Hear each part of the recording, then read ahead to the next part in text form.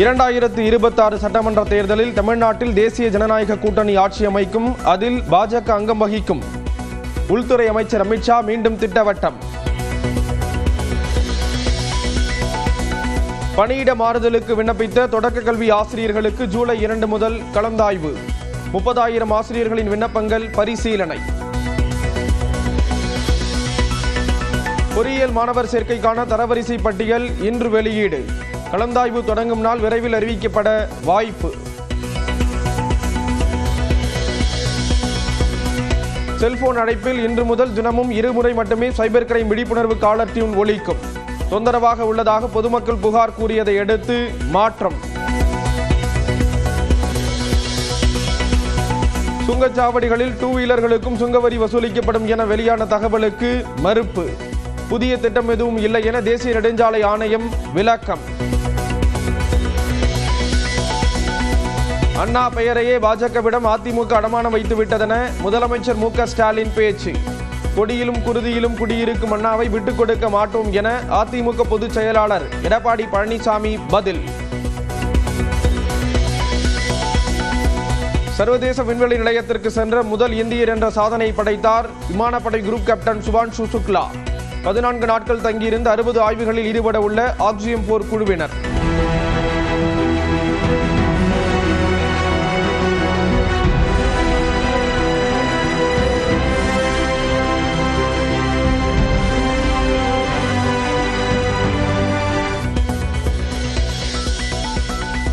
மருத்துவமனையில் குழந்தை பிறந்து தாய் டிஸ்சார்ஜ் செய்யப்படும் முன்பாக பிறப்பு சான்றிதழ் வழங்கப்பட வேண்டும். மாநில அரசுகளுக்கு மத்திய அரசு அறிவுறுத்தல். போதைப் பொருள் பயன்படுத்தியது தொடர்பாக நடிகர் கிருஷ்ணாவும் கைது. கிருஷ்ணாவும் உடன் கைதான டீலர் கெவினுக்கும் ஜூலை 10 வரை நீதிமன்ற காவல்.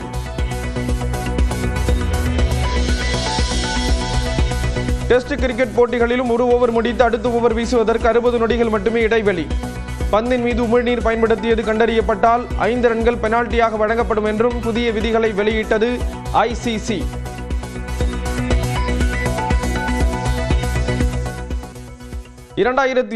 சட்டமன்ற தேர்தலில் தமிழ்நாட்டில் தேசிய ஜனநாயக கூட்டணி ஆட்சி அமைக்கும் என்றும் அதில் பாரதிய ஜனதா அங்கம் வகிக்கும் என்றும் மத்திய உள்துறை அமைச்சர் அமித்ஷா கூறியிருக்கிறார். நாளிதழ் ஒன்றுக்கு பேட்டியளித்த அவர் அதிமுகவில் பிரிந்து சென்றவர்களை ஒன்றிணைக்க தான் எந்த முயற்சியும் மேற்கொள்ளவில்லை என்று கூறியுள்ளார். அக்கட்சி விவகாரங்களை அவர்களை முடிவு செய்து கொள்ள வேண்டும் என்றும் அமித்ஷா தெரிவித்துள்ளார்.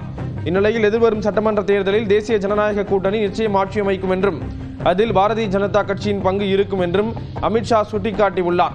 முதலமைச்சர் வேட்பாளர் யார் என்ற வினாவிற்கு எடப்பாடி பழனிசாமி பெயரை கூறாமல் அதிமுக தலைமையின் கீழ் தாங்கள் போட்டியிடுவதால் அக்கட்சியைச் சேர்ந்தவர்களே முதலமைச்சர் ஆவார்கள் என்றும் மத்திய உள்துறை அமைச்சர் தெரிவித்துள்ளார். தேசிய ஜனநாயக கூட்டணியில் விஜய் இணைவாரா என்ற கேள்விக்கு தேர்தலுக்கு இன்னும் போதுமான நேரம் இருப்பதால் இன்னும் சில காலத்தில் அனைத்தும் தெளிவாகிவிடும் என்றும் பதிலளித்துள்ளார். இந்திய வீரர் சுபான்ஷு சுக்லா உட்பட 4 விண்வெளி வீரர்களுடன் பயணித்த ஆக்சியம் 4 திட்டத்தின் டிராகன் விண்கலம் நேற்று மாலை சர்வதேச விண்வெளி நிலையத்தை வெற்றிகரமாக சென்றடைந்திருக்கிறது.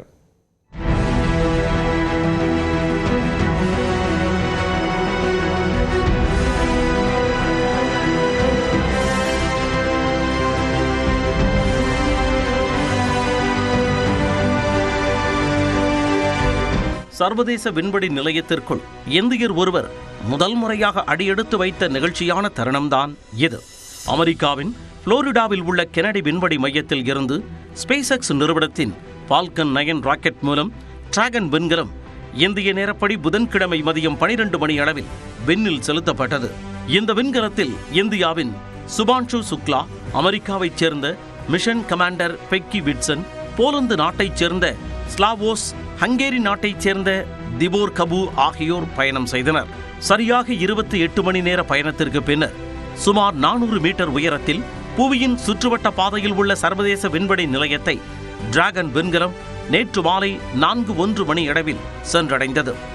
டிராகன் விண்கலத்தை சர்வதேச விண்வெளி மையத்துடன் இணைக்கும் பணி மாலை 4:15 மணி அளவில் வெற்றிகரமாக நிறைவடைந்தது.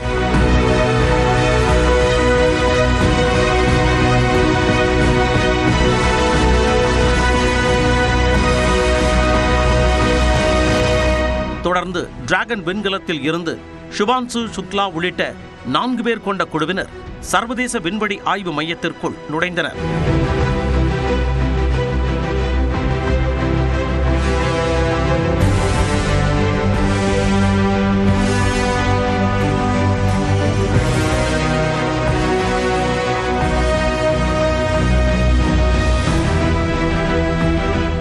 அப்போது உத்தரப்பிரதேச மாநிலம் லக்னோவில் சுபான்ஷு சுக்லாவின் பெற்றோர் ஆனந்த கண்ணீர் சிந்தினர்.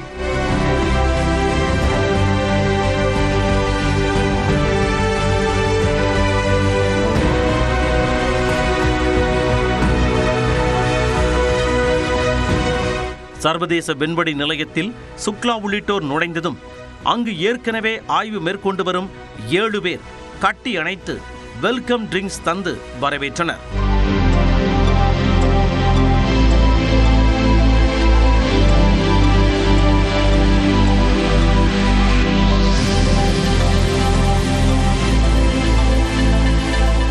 டிராகன் விண்கலத்தில் இருந்து சர்வதேச விண்வெளி நிலையத்தில் காலடி வைத்ததும் இந்திய வீரர் சுபான்ஷு சுக்லா ராகேஷ் சர்மாவை தொடர்ந்து 41 ஆண்டுகளுக்கு பிறகு விண்வெளிக்கு சென்ற 2வது இந்தியர் என்ற பெருமையையும் இந்த சர்வதேச விண்வெளி நிலையத்தில் நுழைந்த முதல் இந்தியர் என்ற சிறப்பையும் பெற்றார்.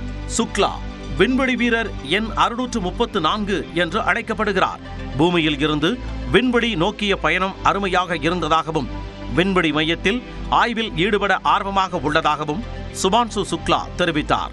Enjoying the views, enjoying the entire experience, learning like a baby, learning the new steps, learning how to walk, learning how to control yourself, everything, learning how to eat, I think. So it's a new environment, new challenge, and I'm really enjoying this experience with my fellow astronauts here.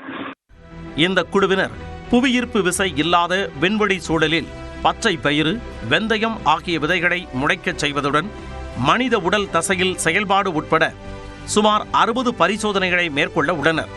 சர்வதேச விண்வெளி மையத்தில் 14 நாட்கள் தங்கியிருக்கும் இந்த குழுவினர் ஆய்வுகளை முடித்துவிட்டு dragon விண்கலத்தில் பூமிக்கு திரும்ப உள்ளனர்.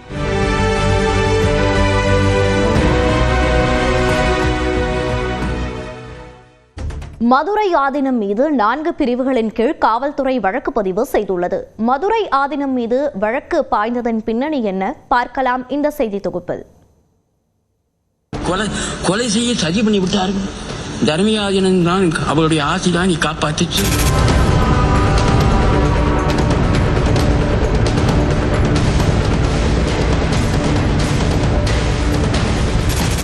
தன்னை கொல்ல சதி நடந்ததாக புகார் அளித்து பரபரப்பை கிளப்பிய மதுரை ஆதீனம் மீது காவல்துறையின் நடவடிக்கை பாய்ந்துள்ளது. சென்னையை அடுத்த காட்டாங்குளத்தூரில் கடந்த மே மாதம் 3ஆம் தேதி அனைத்துலக சைவ சித்தாந்த மாநாடு நடைபெற்றது. இதில் பங்கேற்பதற்காக மதுரையில் இருந்து காரில் வந்து கொண்டிருந்த மதுரை ஆதீனம் ஹரிஹர ஞானசம்பந்த தேசிக பரமாச்சாரியாரின் கார் உளுந்தூர்பேட்டை அருகே விபத்திற்குள்ளானதாக கூறப்பட்டது. இதைத் தொடர்ந்து சைவ சித்தாந்த மாநாட்டில் பேசிய மதுரை ஆதீனம் காரை மோதி தன்னை கொல்ல சதி நடந்ததாக பரபரப்பை கிளப்பினார். கொலை செய்ய சதி பண்ணி விட்டார்கள். தர்மியாதீனம் தான் அவருடைய ஆசை தான் நீ காப்பாற்றுச்சு. இதைத் தொடர்ந்து செய்தியாளர்களிடம் பேசிய ஆதீனம் தன்னை கொல்ல திட்டமிட்ட குறிப்பிட்ட மதத்தைச் சேர்ந்தவர்கள் காரில் இருந்ததாகவும் குற்றம் சாட்டினார்.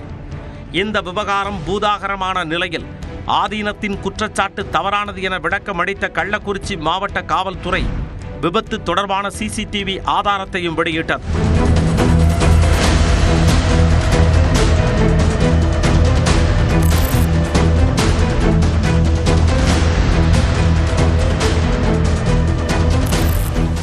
இந்த சிசிடிவி ஆதாரத்தின்படி மதுரை ஆதீனம் பயணித்த கார் அதிவேகமாக சாலையை கடந்ததும் குற்றச்சாட்டிற்குள்ளான கார் மிதமான வேகத்தில் வந்ததும் தெரிய வந்தது. இந்நிலையில் இது தொடர்பாக சென்னையைச் சேர்ந்த வழக்கறிஞர் ராஜலிங்கம் என்பவர் சென்னை காவல்துறை ஆணையருக்கு புகார் ஒன்றை அனுப்பினார். அதில் மதுரை ஆதீனத்தின் குற்றச்சாட்டு சட்டம் ஒழுங்கு பிரச்சனை ஏற்படும் வகையிலும் பொதுமக்கள் மத்தியில் பயத்தை ஏற்படுத்தும் விதமாகவும் உள்ளதாகவும் புகார் தெரிவித்திருந்தார். அதன் அடிப்படையில் மதுரை ஆதீனத்தின் மீது சென்னை கிழக்கு மண்டல சைபர் கிரைம் போலீசார் 4 பிரிவுகளின் கீழ் வழக்கு பதிவு செய்துள்ளனர். கலவரத்தை ஏற்படுத்தும் வகையில் பேசுதல், சமூகத்திற்கிடையே பகைமையை உருவாக்கும் வகையில் செயல்படுதல், பொது தீமைக்கு வழிவகுக்கும் தவறான தகவல்களை பரப்புதல் உள்ளிட்ட வழக்குகள் அவர் மீது பாய்ந்துள்ளன.